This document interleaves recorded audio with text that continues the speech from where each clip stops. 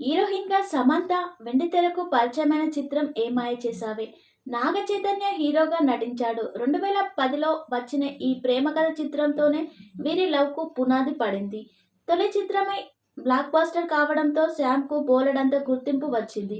అందుకే ఈ స్పెషల్ చిత్రానికి గుర్తుగా శ్యామ్ వైఎంసీ 'ఏం మాయ చేసావే' టాటూను మెడపై వేయించుకుంది.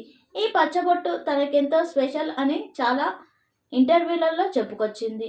ఇదే కాదు చైతన్య ప్రేమకు గుర్తుగా కూడా ఓ పచ్చబొట్టు వేయించుకుంది.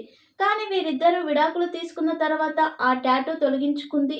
ఇటీవల ఓ వీడియో వైఎంసీ పచ్చబొట్టు కనిపించడంతో ఆ గుర్తును పూర్తిగా చెరిపేసుకుందని అంతా అనుకున్నారు. కానీ తాజాగా శ్యామ్ పోస్ట్ చేసిన ఫోటోల్లో ఆ పేరు అలాగే చెక్కుచెదరకుండా ఉంది.